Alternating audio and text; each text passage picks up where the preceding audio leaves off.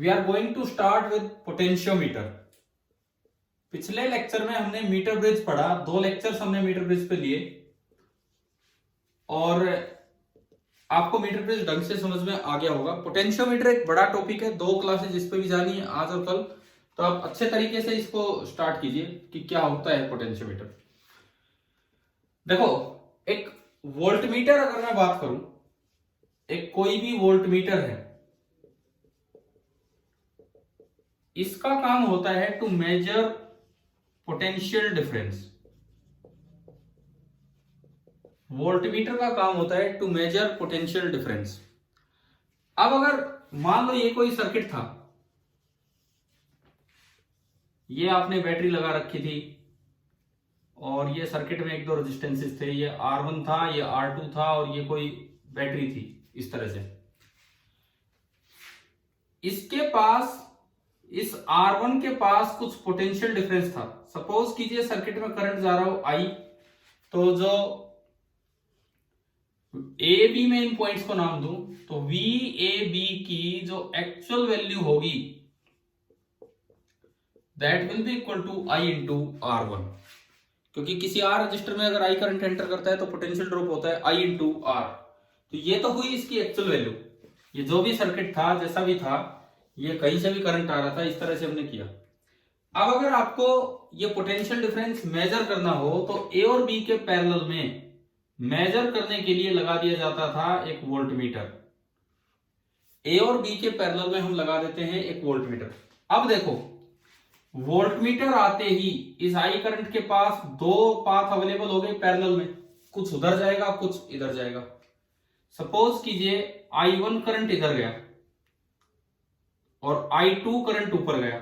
Total current I आ रहा है जिसमें से I1 करंट सीधा निकल लिया और I2 करंट ऊपर गया। तो अब जो VAB की मेजर्ड वैल्यू होगी, अब जो VAB की मेजर्ड वैल्यू होगी उसको समझिए आप। क्या पूरा I करंट R1 में से जा रहा है? अभी बताओ, क्या पूरा I करंट R1 में से जा रहा है वोल्टमीटर लगाने के बाद? नहीं जा रहा। तो अब जो पोटेंशियल डिफरेंस मेजर हो रहा है that is only I1 into R1, जबकि एक्चुअल पोटेंशियल डिफरेंस था उससे ज्यादा। तो ये जो V मेजर्ड है, V measured this is less than V actual, कि जब भी आप कोई वोल्टमीटर लगाएंगे तो वो थोड़ा कम वैल्यू आपको दिखाएगा। इसका मतलब कुछ एरर है। एरर मतलब इनका डिफरेंस, एरर मतलब इनका डिफरेंस। अगर बात करें फ्रैक्शनल एरर की, तो मैंने कल भी समझाया था फ्रैक्शनल एरर वो ds/s। तो फ्रैक्शनल एरर का मतलब है इनका difference divide by actual value.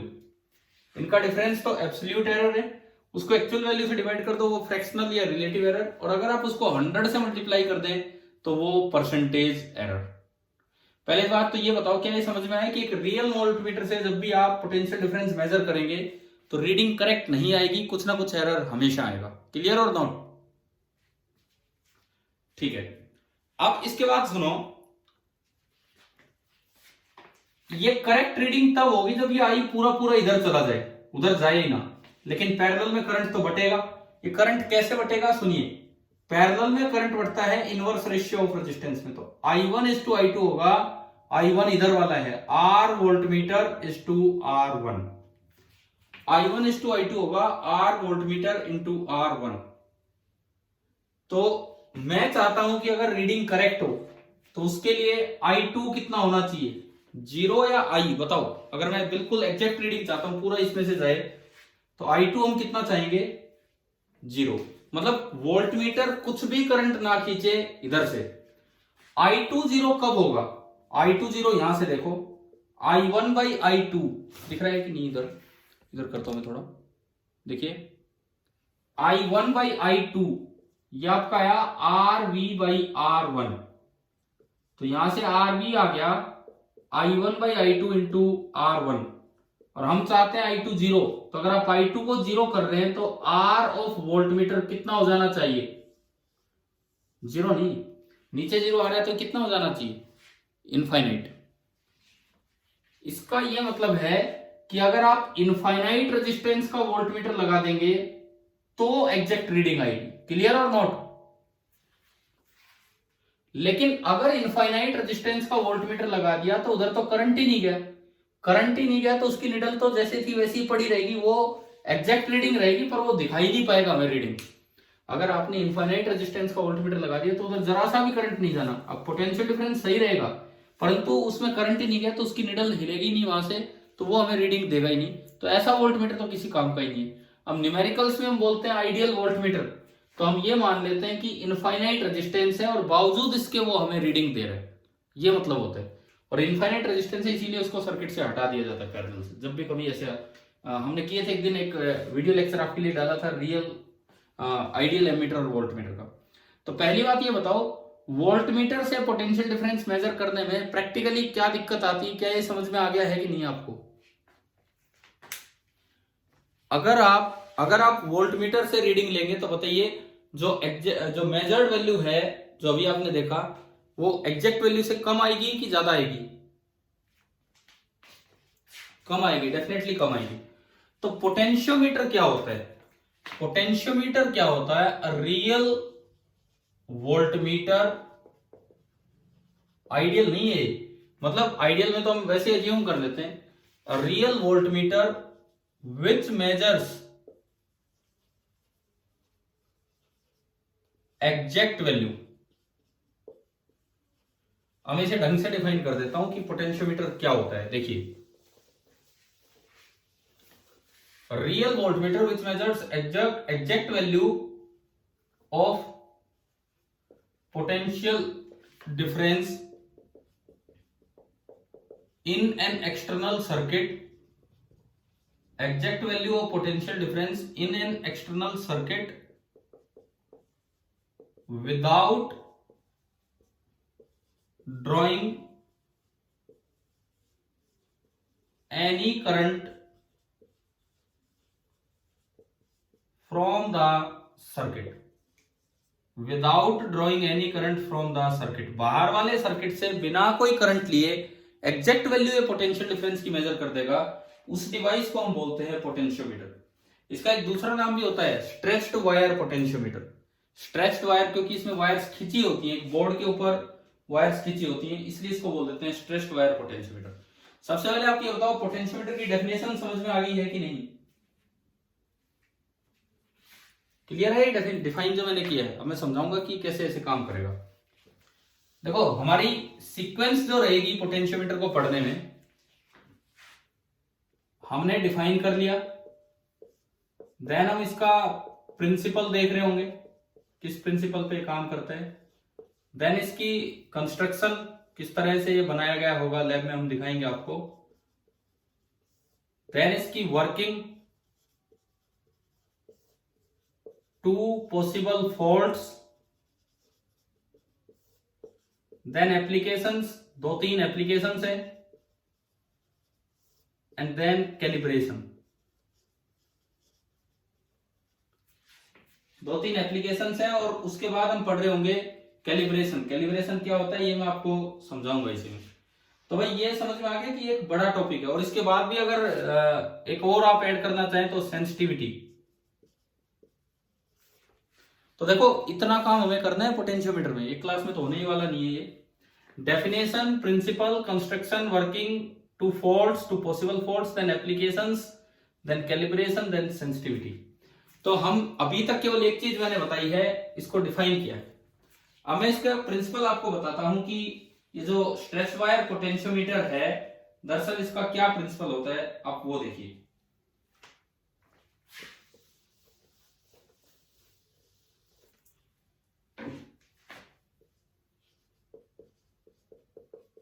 Potentiometer का प्रिंसिपल आपको क्या बताएगा कि अगर आपके पास कोई एक वायर है, एक यूनिफॉर्म वायर है और होमोजीनियस वायर है। क्या मतलब? यूनिफॉर्म का मतलब है कि उसका एरिया ऑफ क्रॉस सेक्शन हर जगह सेम है, होमोजीनियस मतलब उसका मटेरियल सेम है और उसमें से एक स्टेडी करंट फ्लो कर रहा हो, तो उसकी किसी लेंथ के अक्रॉस जो पोटेंशियल ड्रॉप आएगा वो डायरेक्टली प्रोपोर्शनल होगा उस लेंथ के।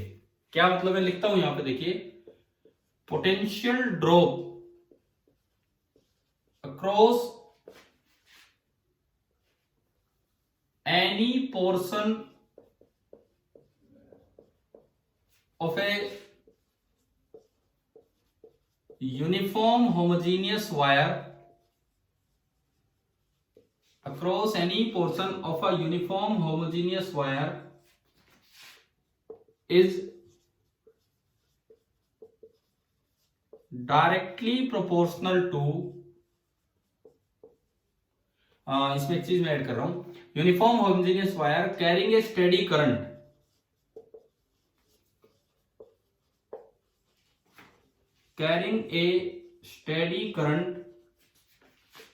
is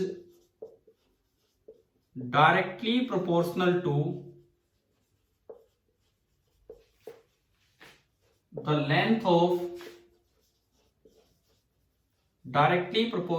the length of that portion।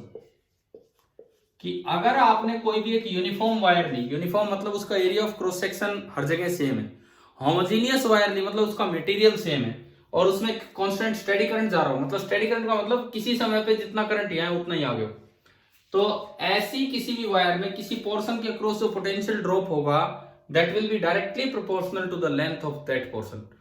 ये कैसे ये ऐसा हुआ है मैं आपको समझाता हूं डायग्राम बना के। देखिए सपोज कीजिए हमने ये एक वायर मानी, कोई भी एक वायर है ए बी, इसकी लेंथ कैपिटल एल है, पूरी लेंथ। मीटर ब्रिज की वायर होती तो 100 सेंटीमीटर, लेकिन इसमें 100 से काफी ज्यादा होती है क्योंकि कई वायर्स होंगी जो पैरेलल में लगी होंगी, दिखाएंगे आपको सीरीज में लगी होंगी। अब देखो कंस्ट्रक्शन में दिखाऊंगा मैं कि ये कैसे लगे होते हैं। सपोज कीजिए इस पॉइंट का पोटेंशियल है वी ए और इस पॉइंट का पोटेंशियल है वी बी, ये हाई है ये लो है, तो यहां जो पूरा पोटेंशियल डिफरेंस है that is V A minus V B और पूरी लेंथ है एल।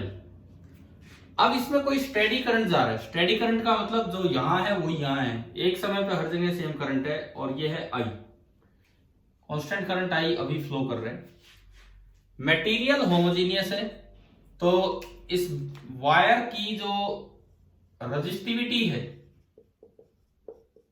जो माइक्रोस्कोपिक पार्ट में पढ़ रहे होंगे इसके बारे में थोड़ा बहुत, तो रेजिस्टिविटी है रो, और इस वायर का जो एरिया ऑफ क्रॉस सेक्शन है, इस वायर का जो एरिया ऑफ क्रॉस सेक्शन है वो हमने माना है ए, तो यार ये मान लिया पॉइंट का नाम, तो मैं स्मॉल ए बोल देता हूं, कैपिटल ए मैंने पॉइंट का नाम बोल दिया है तो ये स्मॉल ए बोल दिया। एरिया ऑफ क्रॉस सेक्शन है स्मॉल ए, करंट आ रहा है आई, और या अगर आप एरिया को कैपिटल ए ही लिखना चाहो तो आप इन पॉइंट्स को स्मॉल ए स्मॉल बी बोल सकते हो, और ये पोटेंशियल हो गए V A V B and here it is V A minus V B. देखो यहां से कोई करंट आ रहा है, मटेरियल ये है, मैं कहता हूं कि अगर मैं इसकी कोई एल लेंथ कंसीडर करूं, इस पॉइंट को बोलेंगे हम जे, जे स्टैंड्स फॉर जॉकी, जो हम पीछे भी यूज करते आए हैं क्योंकि उसको हम टच पॉइंट लेके चलेंगे वायर पे। तो अगर ये पॉइंट ए है और ये पॉइंट जे है, तो इस पोर्शन के क्रॉस जो पोटेंशियल ड्रॉप होगा मैं लिखता हूं प्लस माइनस वी, इस पोर्शन के क्रॉस जो पोटेंशियल ड्रॉप होगा that will be directly proportional to the length of this portion A J, यानी कि V is directly proportional to L। ऐसा कब है? जब स्टेडी करंट फ्लो करे, I कांस्टेंट है, यूनिफॉर्म वायर है A कांस्टेंट है, और होमोजेनियस वायर है तो रो कांस्टेंट है। तो अगर ये तीनों कंडीशंस हैं तो V is directly proportional to L। पहले बताओ क्या ये प्रिंसिपल क्या है, समझ में आया? फिर कैसे वो मैं बताऊंगा, ठीक है। अब देखो कैसे आएगा ये भी अभी क्लियर होगा। एक ये इतना अच्छा टॉपिक है कि सीबीएसई बोर्ड एग्जाम और नीट एग्जाम दोनों के लिए इक्वली इंपॉर्टेंट है। कितने पार्ट से मैंने आपको सारे बताए, तो आप एक एक पार्ट ढंग से समझिए। V is directly proportional to L, यहां पे कांस्टेंट ऑफ प्रोपोर्शनलिटी को हम K से डिनोट कर देते हैं, V बराबर KL, where K is called potential gradient. K का नाम दिया जाता है पोटेंशियल ग्रेडियंट। V बराबर K into L, where K is called potential gradient. Potential gradient की यूनिट बताओ क्या होगी, यहां जो पोटेंशियल ग्रेडियंट है उसकी यूनिट यहां से देख के, हाँ, वोल्ट पर मीटर। अब देखो इस के की वैल्यू भी आएगी और ये प्रिंसिपल भी प्रूव होगा। कैसे, सुनिए। इस ए जे, मैंने ये लिखा है राज, राज नहीं है भाई, A J, resistance of A J portion. A J portion की जो रेजिस्टेंस होगी, रो तो पूरे मटेरियल का ही सेम है, इसकी लेंथ है एल और एरिया ऑफ क्रॉस सेक्शन पूरे मटेरियल का सेम है, तो resistance of A J portion आपका हुआ रो एल अपॉन ए। तो आप ये बताओ कि इसमें ड्रॉप कितना होगा, किसी आर रेजिस्टेंस के अक्रॉस अगर आई करंट जा रहा हो तो उसके अक्रॉस कितना ड्रॉप होता है। ओमिक इक्वेशन से हम लिखते थे, बताओ ये V कितना होगा, I इंटू आर, ये हम लिख रहे हैं V अक्रॉस ए जे, तो उसकी वैल्यू होगी I इंटू आर। क्लियर है ना, किसी भी रजिस्टर के पास ड्रॉप होता है I इंटू आर। मैंने R की वैल्यू पुट कर दी, तो ये आपका आया I into rho L by A. अब आप इसको ऐसे देखो कि ये जो V आया, इस एल लेंथ के पास जो V है, रो आई अपॉन ए को तो इकट्ठा कर लो और इंटू एल। आप बताओ जो कंडीशन हम बता रहे हैं क्या उसमें रो आई अपॉन ए कांस्टेंट है कि नहीं है। Rho homogeneous wire, A uniform, I steady कर, तो ये कांस्टेंट है, ये लेंथ पे डिपेंड ही नहीं कर रहे। तो अगर ये चीज कांस्टेंट है तो इसे के से रिप्रेजेंट कर दिया और इक्वेशन बन गई v बराबर के इंटू एल, और you can say v is directly proportional to L. तो इससे दोनों काम हो गए, इससे रिजल्ट भी प्रूव हो गया प्रिंसिपल का कि v is directly proportional to L, और इससे एक काम और हो गया क्या कि k का एक्सप्रेशन आ गया, k का एक्सप्रेशन आया rho I upon A. k का जो एक्सप्रेशन आया, मेरे पास एक फॉर्मूला आ गया रो आई अपॉन ए। देखो मैं आज शाम को, आज रात को आपके लिए एक सीपीपी बनाऊंगा ओनली पोटेंशियोमीटर पे, तो एक एक चीज इनमें से यूज हम करवाने की कोशिश करेंगे। तो के की इस तरह के फॉर्मूले आप याद रखना, और कल की क्लास से पहले तो ट्राई करके रखना ही रखना सारा काम। तो के आपका आया रो आई अपॉन ए, तो ये पहला फॉर्मूला है जो हमें इसमें याद रखना है पोटेंशियोमीटर में, पोटेंशियल ग्रेडियंट का। अच्छा, दूसरा फॉर्मूला, कई बार क्या होता है क्वेश्चन में मटेरियल की रजिस्टिविटी नहीं दी होगी, करंट नहीं दिया होगा और ए एरिया नहीं दिया होगा, कई बार क्वेश्चन में ये नहीं दिए होते हैं, तो ऐसे में कहां से हम के निकालें। के का फॉर्मूला है v बाई एल। तो क्वेश्चन में एक दूसरी जानकारी दी होती है, टोटल लेंथ दे रखी होती है, टोटल लेंथ और टोटल पोटेंशियल डिफरेंस दे रखा होता है, तो उनको पुट करके क्या आ जाएगा। अगर मैं एल की जगह, अगर मैं यहां एल की जगह कैपिटल एल पुट कर दूं तो v की जगह आ जाता है va माइनस वीबी। अगर एल की जगह कैपिटल एल पुट कर दे तो v की जगह va माइनस वीबी। तो k का एक और फॉर्मूला आ गया, बताओ यहां से क्या आया, क्या बना यहां से k का फॉर्मूला,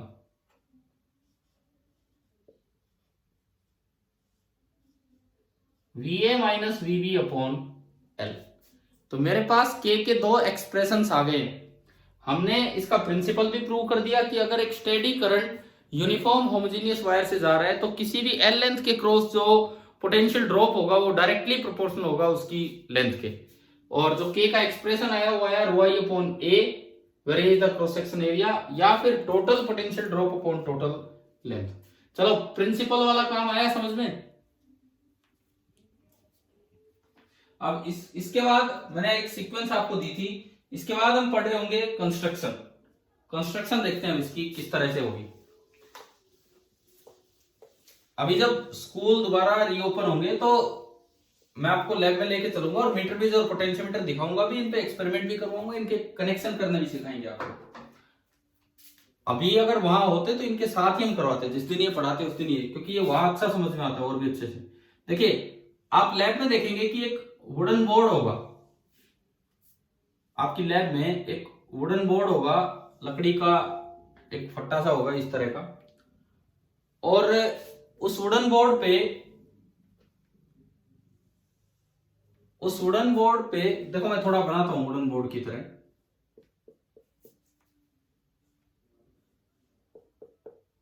इस तरह का वुडन बोर्ड होगा वहां पे, समझ गए, नीचे लगा दिए इनके।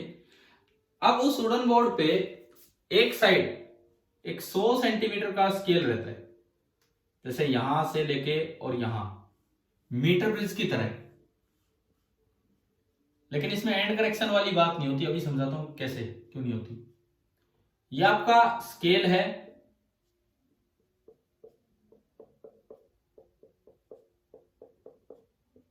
जिसमें यहां 0 सेंटीमीटर मार्क और यहां 100 सेंटीमीटर मार्क। एक्चुअली उसमें स्केल में दोनों साइड दो मार्किंग रहती, इधर 0 से 100 तो नीचे 0 से 100, एक जगह लेफ्ट साइड से 0 से 100 और एक जगह होगी राइट साइड से भी 0 से लेके 100, क्योंकि दोनों साइड से हमें रीड करना पड़ सकता है। इस तरह से मार्किंग्स होती है। अच्छा, उस पे क्या किया जाता है, कल वाली वायर, कॉन्स्टेंटाइन वायर बिल्कुल 100 सेंटीमीटर लंबी इस पे प्लेस कर दी जाएगी। एक वायर बिल्कुल 100 सेंटीमीटर लंबी, उसी के पैरेलल एक और वायर रख दी जाती है बिल्कुल 100 सेंटीमीटर लंबी, उसी के बिल्कुल पैरेलल सीधी स्ट्रेट वायर, उसी के पैरेलल एक और वायर रख दी, ये भी 100 सेंटीमीटर लंबी है, और उसी के पैरेलल एक और वायर। जरूरी नहीं आप 5, 6, 10 कितनी भी रख सकते हो। एक बात तो ये दिमाग में रखना, व्हीटस्टोन ब्रिज का यहाँ कोई लेना देना नहीं है। Meter bridge was completely based on Wheatstone bridge, लेकिन इसमें ऐसा कुछ भी नहीं है। तो आपने क्या किया कि ये 4 वायर जैसे मैंने लगाई, अब मुझे इनको सीरीज में जोड़ना है। तो सीरीज में जोड़ने के लिए थिक कॉपर स्ट्रिप्स का यूज किया। कैसे, इधर ये एंड ज्वाइन कर दिया थिक कॉपर स्ट्रिप से, फिर इधर ये वाला एंड ज्वाइन कर दिया थिक कॉपर स्ट्रिप से, फिर इधर ये वाला एंड ज्वाइन कर दिया थिक कॉपर स्ट्रिप से। क्या अब इसके दो एंड्स, एक एंड को हम नाम दे रहे थे ए और एक एंड को नाम दे रहे थे बी। अब आप ये बताओ ए से बी तक ये जो 4 वायर हैं, ये सीरीज में जुड़ गई हैं या पैरेलल में?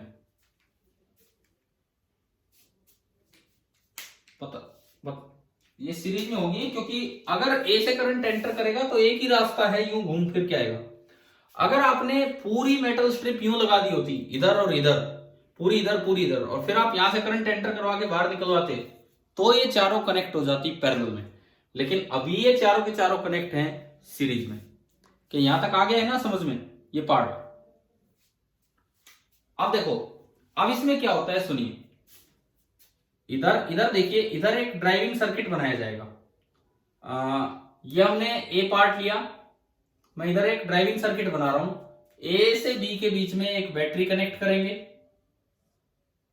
एक तो बैटरी, ये पॉजिटिव नेगेटिव, और एक स्विच, एक बैटरी और एक स्विच। ये ड्राइविंग सेल का काम करेगा। This is the driving circuit of the potentiometer. ये उसमें इनबिल्ट नहीं होता, ये लैब में हम कनेक्ट करेंगे, आपको दिखाएंगे बैटरी कैसे कनेक्ट करनी है, स्विच कैसे कनेक्ट करना है। ये हो गया, ये कंप्लीट पोटेंशियोमीटर हुआ। अब बात करें इसके टर्मिनल्स कहां हैं, तो इसके टर्मिनल्स के लिए आपको क्या करना पड़ता है, एक तो यहां से कनेक्टिंग वायर बाहर लेनी होगी, और दूसरी कनेक्टिंग वायर थ्रू जॉकी, जो कल हमने पढ़ा था, थ्रू जॉकी वो बाहर आ रही होगी, एंड इस जॉकी वाली ब्रांच में लगा होगा एक गैल्वेनोमीटर, ताकि आप नल पॉइंट या बैलेंसिंग लेंथ ढूंढ सके। तो ये बाहर जो निकले हैं, these are the 2 terminals of potentiometer. ये जो बाहर आपने दिखाए हैं, these are the 2 terminals of potentiometer. ये वाला जो टर्मिनल है, this is called positive terminal, क्योंकि बैटरी के पॉजिटिव की तरफ है, और उससे इधर जितना भी जाओगे, this is called negative terminal. तो हमारे लिए क्या बना कि ये पूरा नेटवर्क पोटेंशियोमीटर है, और ये इसके 2 टर्मिनल्स हैं जो बाहर कहीं कनेक्ट होने एक्सटर्नल सर्किट से। कैसे, कहां कनेक्ट होने?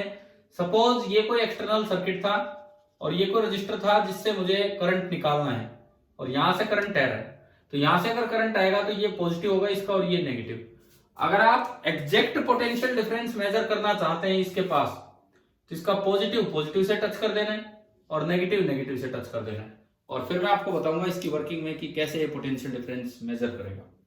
आप बताइए, क्या इसकी कंस्ट्रक्शन समझ में आ गई है कि नहीं पोटेंशियोमीटर की? हाँ जी, कुछ फर्क पैरेलल में लगाने से फर्क कुछ नहीं पड़ेगा, हमारा वो पर्पस तो सोल्व ही नहीं होगा। हम चाह क्या रहे थे, मीटर ब्रिज में केवल 100 सेंटीमीटर लंबी वायर थी, हम 300-400 सेंटीमीटर लंबी वायर चाहते हैं कि कहीं तो बैलेंस पॉइंट मिले। 100 तक नहीं मिला, 200 पे मिल जाए, 300 पे, 400 पे। पैरेलल में लगाने पे तो उसकी लेंथ ही नहीं बढ़ी, पैरेलल लगाने पे टोटल लेंथ अब भी 100 सेंटीमीटर ही है, तो कोई फायदा ही नहीं हुआ। हम तो ये चाहते हैं कि ज्यादा से ज्यादा पोटेंशियल डिफरेंस मेजर किया जा सके, मतलब 100 पे बैलेंस नहीं हो रहा तो 400 तक हो जाए, 500 तक हो जाए। तो इसलिए इनको सीरीज में लगाया जाता है, ताकि एक लैब में जितनी चौड़ाई है उतनी उतना बड़ा पोटेंशियोमीटर ना बन के छोटा बन जाए एक वुडन बोर्ड पे, इसलिए इनको सीरीज में लगाया। क्लियर ना? क्लियर हो गया? सीरीज में लगाने का क्या फायदा है कि एक बड़ी लेंथ का पोटेंशियोमीटर वायर लेके और उसको छोटे से हिस्से में बना दिया गया ताकि आराम से बच्चे एक्सपेरिमेंट भी कर सके और हम छोटी जगह में उसे रख सके। तो ये इसका पैरेलल का फायदा है। क्या इसको देख के कुछ लुक दिमाग में बैठ रही है कि लैब में कैसा होगा पोटेंशियोमीटर? इसको देख के कुछ तो समझ में आ रहा होगा। ठीक है, अब हम चलते हैं इसकी वर्किंग की तरफ। अच्छा, इसमें जो ड्राइविंग सर्किट होता है, स्विच के साथ साथ, स्विच में हटाता हूं, स्विच तो लगा लेंगे, एक और अरेंजमेंट हम कनेक्ट करते हैं जिसको हम ऐसे दिखाते हैं।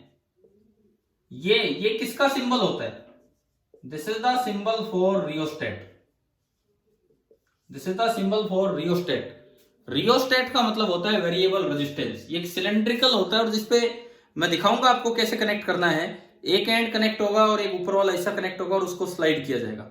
रियोस्टेट है, आप यहां से जितनी रेजिस्टेंस सर्किट में चाहे ले सकते हैं, ये ऊपर वाला हिस्सा, इसको ऊपर या नीचे स्लाइड करके। तो वेरिएबल रेजिस्टेंस यहां से लगी होगी। चलिए अब इसकी वर्किंग समझते हैं कि कैसे ये पोटेंशियोमीटर काम करता है। मिटा दो ये डायग्राम, हटा दो ना कंस्ट्रक्शन वाला। अगर आपको कुछ भी लिखना हो और अभी ना लिखा गया हो तो मैं डेली आपके वीडियो अपलोड कर ही रहा हूं, आप उसमें देख के लिख सकते हैं। देखिए अब मैं आता हूं इसकी वर्किंग पे, और यूं कहें वर्किंग डायग्राम पे। तो वर्किंग कैसे होगी सुनो। एक पूरी लंबी वायर मैंने दिखाई, जैसे यहां 400 सेंटीमीटर थी, उसको मैंने लिख दिया ए बी।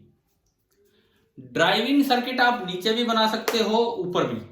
ड्राइविंग सर्किट आप नीचे बना सकते हो, ऊपर भी। बुक्स में, एनसीईआरटी टेक्स्ट बुक में अक्सर ड्राइविंग सर्किट ऊपर बना रखा है और एक्सटर्नल सर्किट नीचे। तो मैं उससे उल्टा बना रहा हूं ताकि कुछ भी आ जाए आपके दिमाग में बैठना चाहिए। तो मैं बना रहा हूं कि नीचे तो मैं ले रहा हूं ड्राइविंग सर्किट जिसमें एक बैटरी थी और एक रियोस्टेट था, और ये मैंने बोल दिया this is the driving circuit. बाकी तो कनेक्टिंग वायर्स हैं, लेकिन जो ए बी है वो एक रजिस्टिव वायर, वो कॉन्स्टेंटेन की बनी है, तो वो हमारे लिए एक रजिस्टिव वायर होगी। क्लियर ना यहां तक? अब देखो, मान लो यहां बैटरी से जो वोल्टेज मिल रही है वो है ई नोट। मैं कह रहा हूं कि बैटरी से जो वोल्टेज मिल रही है ई नोट, और इस नीचे वाली जो रेजिस्टेंस है दैट इज आर नोट।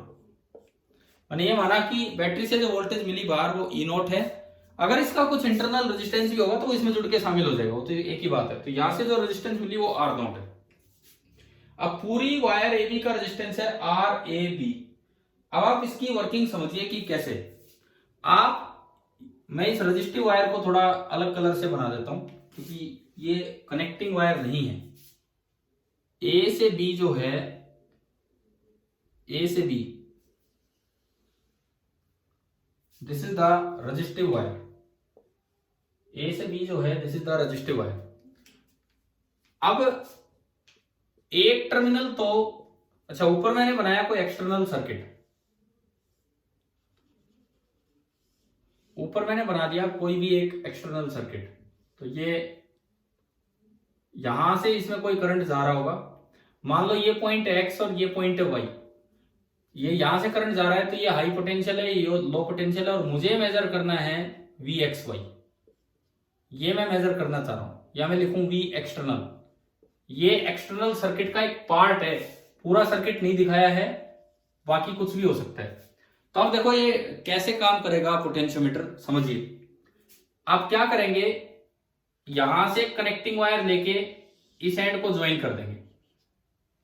यहां से कनेक्टिंग वायर लेके, ये पॉजिटिव टर्मिनल होता है, पॉजिटिव टर्मिनल को पॉजिटिव से कनेक्ट कर दें, और दूसरी कनेक्टिंग वायर वाई की तरफ ज्वाइन होगी जिसमें लगा होगा एक गैल्वेनोमीटर और जिसमें घूम रहा होगा एक जॉकी से हम कॉन्टेक्ट बना के चलेंगे।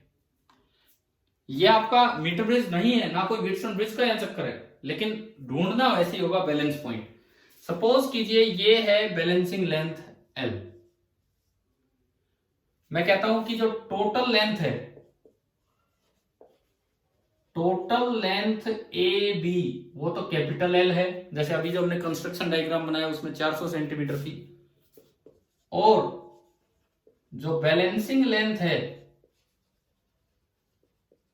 That is small L. Balancing length का मतलब जहां गैल्वेनोमीटर में करंट हमें 0 दिखेगा वो आपकी है बैलेंसिंग लेंथ स्मॉल एल। अब देखिए मुझे मेजर करना है वी एक्सटर्नल टू फाइंड, मैं मेजर करना चाह रहा हूं वी एक्सटर्नल।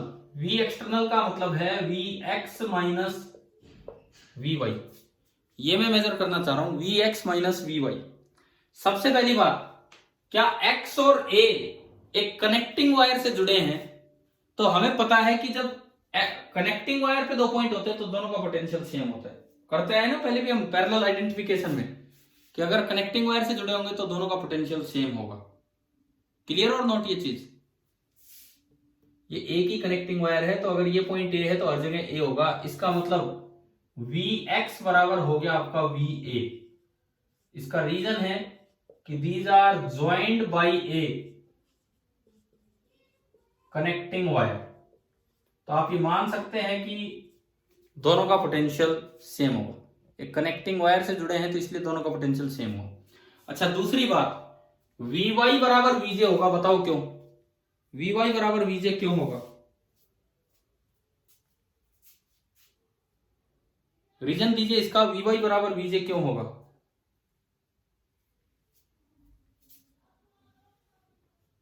हाँ भाई मेरी आवाज तो सुन रहे हो ना? V Y is equal to V J, क्या कारण होगा इसका? इसका रीजन है बिकॉज गैल्वेनोमीटर में करंट है 0। अगर गैल्वेनोमीटर में करंट 0 है तो इसके क्रॉस पोटेंशियल ड्रॉप 0 होगा, यानी कि जितना पोटेंशियल इधर का उतना ही पोटेंशियल इधर का होगा। तो V Y is equal to V J. तो मेरे पास आ गया V X equal to V A, मेरे पास आ गया V Y equal to V J. V X equal to V A इसलिए क्योंकि ये कनेक्टिंग वायर से जुड़े हैं, और V Y equal to V J इसलिए क्योंकि बैलेंसिंग पे गैल्वेनोमीटर में करंट 0 है तो वहां कोई ड्रॉप नहीं है। मैंने इसमें से ये घटाया, इसमें से ये घटाया तो मेरी इक्वेशन बनी V X minus V Y is equal to V A minus V J. V X minus V Y is equal to V A minus V J, और V X minus V Y ही V external था। तो हमारे पास ये समझ में आ गया कि इस पोटेंशियोमीटर के थ्रू आपको वी एक्सटर्नल का आइडिया लग गया कि V external is equal to V A minus V J. अब V A minus V J है potential drop across this length. V A minus V J का मतलब है potential drop across the length A J. क्या पढ़ा था हमने principle of potentiometer में? प्रिंसिपल ऑफ पोटेंशियोमीटर में हमने पढ़ा था कि किसी भी एल लेंथ के क्रॉस जो पोटेंशियल ड्रॉप होगा that will be equal to K into L. किसी भी एल लेंथ के क्रॉस जो पोटेंशियल ड्रॉप होगा that will be equal to K into L. तो यहां जो पोटेंशियल ड्रॉप है V A minus V J, मैं इसको लिख सकता हूं के इंटू एल। तो मेरे पास वी एक्सटर्नल आ गया एंड वी एक्सटर्नल सिंपली निकल के आया के into L, where k is the potential gradient and L is the balancing length। बताओ एक बार क्या पोटेंशियल डिफरेंस कैसे मेजर हुआ पोटेंशियोमीटर से, समझ में आ रहा है? अब इसमें ये कैसे आइडियल का काम कर रहा है वो सुनो आप। IG कितना है? IG 0। ये एक्सटर्नल करंट था, सॉरी एक्सटर्नल सर्किट था, ये एक्सटर्नल सर्किट था। IG 0 करते ही यहां से कोई करंट नीचे नहीं आया, अगर यहां से नहीं आया तो यहां से भी नहीं आ सकता। दो सर्किट कभी भी ऐसे नहीं हो सकते, ऊपर अलग सर्किट नीचे अलग सर्किट और एक वायर ज्वाइन कर दी तो करंट आ जाएगा, ये याद रखो। ऊपर अलग सर्किट है, नीचे अलग सर्किट है और एक सिंगल वायर ज्वाइन कर दी तो कोई करंट नहीं आएगा जब तक एक आप दूसरी वायर ना ज्वाइन करो, तभी कुछ फ्लो बनेगा। तो अगर यहां से करंट 0 है तो यहां से भी करंट 0 होगा। इट मींस क्या आपने एक्सटर्नल सर्किट का कोई करंट अपनी तरफ लिया है वोल्टमीटर की तरफ? नहीं लिया, बावजूद इसके आपने एग्जैक्ट पोटेंशियल डिफरेंस बता दिया। तो ये एक बहुत ही अच्छे वोल्टमीटर की तरह काम करता है, acting like an ideal voltmeter but it is a real voltmeter. Clear हो गया यहां तक? अब इसमें दिक्कत यह है कि के नहीं दिया होता, हमें के नहीं दिया होता तो अब मैं आपको के की वैल्यू निकालनी सिखाता हूं कि भाई के कैसे निकालें, इस पोटेंशियोमीटर के सर्किट से के कैसे निकालें ताकि यहां पुट किया जा सके। आप ऊपर का नीचे से कोई कनेक्शन तो है नहीं, तो अब केवल नीचे वाले सर्किट को देखो, केवल नीचे वाले सर्किट को। इस पूरी ब्लू लेंथ जो है पोटेंशियोमीटर वायर की, इसकी रेजिस्टेंस आप मान लो आर ए बी, इसकी पूरी रेजिस्टेंस है आर ए बी, और नीचे नीचे वाला जो पार्ट है उसकी रेजिस्टेंस है आर नोट। और क्योंकि ऊपर का नीचे से करंट के हिसाब में कोई कनेक्शन नहीं है, तो आप ये कह सकते हैं कि ड्राइविंग सर्किट में जो करंट फ्लो कर रहा होगा, आईडी, आईडी मतलब आई ड्राइविंग, ड्राइविंग सर्किट में जो करंट फ्लो करेगा वही पूरा पूरा इस वायर में जाएगा, क्योंकि ऊपर नीचे का कोई कनेक्शन तो है नहीं, और वही ऐसे आएगा। यानी कि जो करंट आर नोट में गया वही करंट आर ए बी में गया, तो आर नोट और आर ए बी दोनों सीरीज में हो गए। तो ड्राइविंग सर्किट की टोटल रेजिस्टेंस बताओ कितनी होगी? ड्राइविंग सर्किट की टोटल रेजिस्टेंस कितनी होगी? बोलिए, ड्राइविंग सर्किट की टोटल रेजिस्टेंस कितनी होगी? R A B plus R naught. और ड्राइविंग सर्किट में जो ड्राइविंग वोल्टेज है वो है ई नोट, तो जो ड्राइविंग करंट होगा मैं उसको सीधा लिख सकता हूं V बाई आर, तो E naught upon R naught plus R A B. पहले तो आप ये बताओ कि आपको करंट लिखना आ गया कि नहीं, कि पूरे ड्राइविंग सर्किट में कितना करंट होगा। चाहे ऊपर कनेक्शन हो लेकिन बैलेंसिंग पे करंट फ्लो नहीं कर रहा है, तो बैलेंसिंग के समय ड्राइविंग करंट ये होगा। अब करंट आ गया तो आप बताओ पूरी वायर के क्रॉस कितना ड्रॉप होगा, VA माइनस VB। जो ब्लू कलर की वायर दिखाई है, जो हमने ब्लू कलर की वायर दिखाई है, उसके अक्रॉस कितना पोटेंशियल ड्रॉप होगा? VA माइनस VB कितना होगा? भाई करंट जा रहा है I, करंट आ रहा है ID, और ये रेजिस्टेंस है RAB, तो VA माइनस VB कितना होगा? ID into RAB। बताइए क्लियर हुआ कि नहीं, कि जो VA माइनस VB होगा that will B ID into RAB। अब ID की अगर मैं वैल्यू पुट करूं तो VA माइनस VB हो गया E naught upon R naught plus RAB और into RAB, E naught upon R naught plus RAB into RAB। VA minus VB मेरे पास आ गया। टोटल लेंथ हमें पता है 400 सेंटीमीटर, जैसे L है कैपिटल L। तो अब बताओ K कितना होगा? K ही मुझे निकालना था। अब बताइए K कितना होगा? क्या हो जाता है, म्यूट हो जाता है क्या आप लोग बार बार? K कितना होगा? K will be equal to VA minus VB upon L, total potential difference upon total length. तो जो K होगा, K will be equal to E naught upon R naught plus RAB into RAB divided by L। भाई बीच बीच में आपकी आवाज आनी बंद हो जाती, क्या म्यूट हो जाते हो या वैसे ही नेटवर्क में दिक्कत है थोड़ी?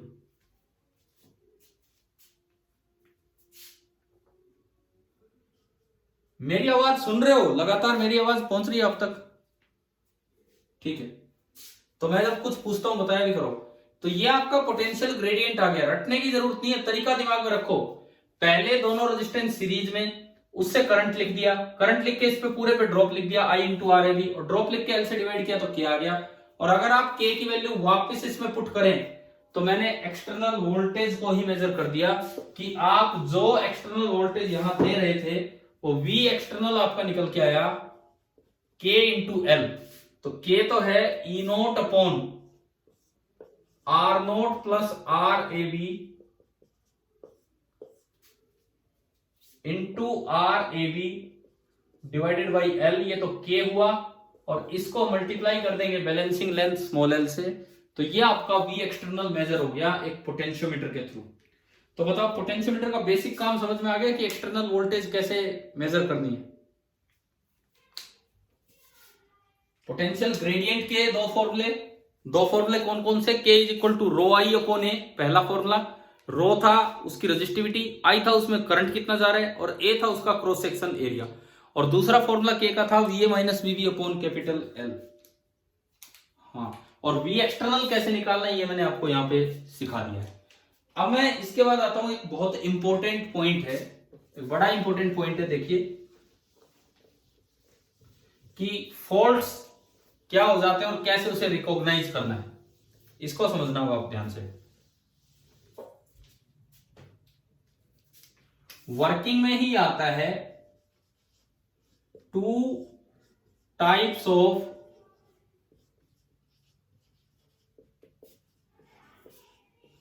Possible faults. 2 types of possible faults, 2 तरह के पॉसिबल फॉल्ट क्या क्या होंगे देखिए। सबसे पहला फॉल्ट, एक कमी कई बार ये पाई जाती है कि जो गैल्वेनोमीटर है, गैल्वेनोमीटर में 0 मार्क बीच में होता है और दोनों साइड निडल जा सकती है।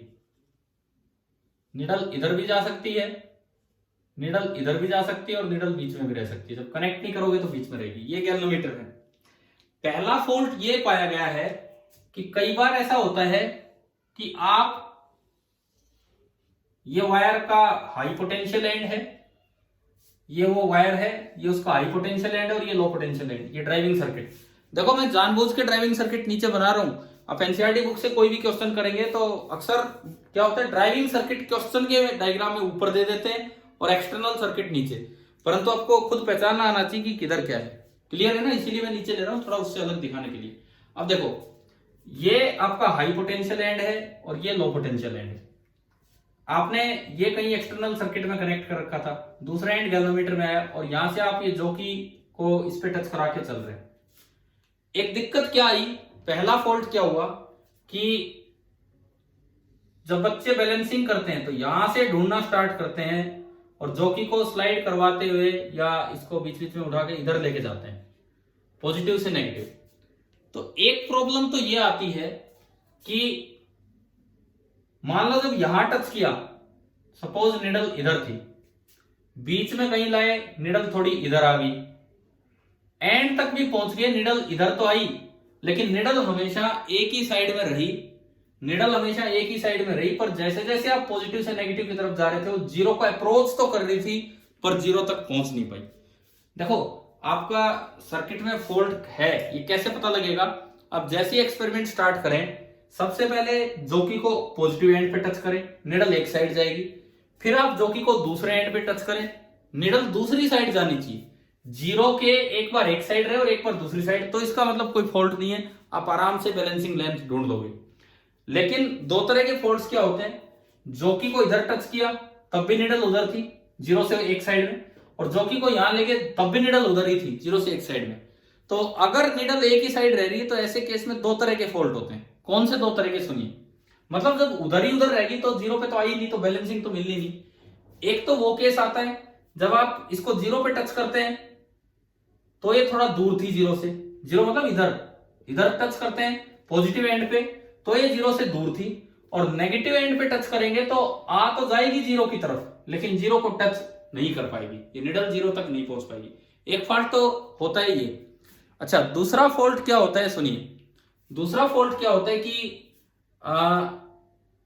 यहां टच किया, जब वो जीरो की तरफ थी, उस साइड ही है लेकिन जीरो के पास, पर आप दूर लेके जाओगे उधर तो ये जीरो से और दूर चलेगी, लेकिन रही एक ही साइड।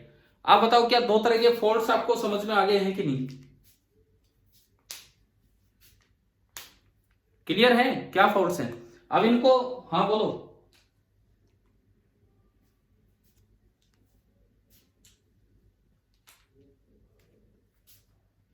एक मिनट दोबारा बोलिए। जो निडल राइट साइड और लेफ्ट साइड मूव करेगी वो, ना ना ना, कुछ नहीं शो करेगी वो। राइट साइड लेफ्ट साइड से बस ये पता लगेगा कि अगर निडल इधर टच की, आपने एक बार इधर टच की और वो निडल एक साइड गई, और जब दूसरी साइड टच करोगे दूसरी साइड चली जाए, तो इसका मतलब बीच में कोई ना कोई पॉइंट तो ऐसा होगा जब ये निडल यूं आ रही होगी और बीच में कहीं करंट कितना दिखाएगी, जीरो। अगर यहां से वहां जाते समय, निडल एक से दूसरी साइड जाते समय, आप इस जॉकी को यहां से यहां ले जाते समय अगर निडल अपनी साइड चेंज कर जाए तो इसका मतलब बीच में कहीं ना कहीं बैलेंसिंग लेंथ है। और अगर एक से दूसरी साइड जाते और निडल साइड चेंज ना करे तो बीच में बैलेंसिंग लेंथ नहीं है। 2 मिनट आप वेट कीजिए।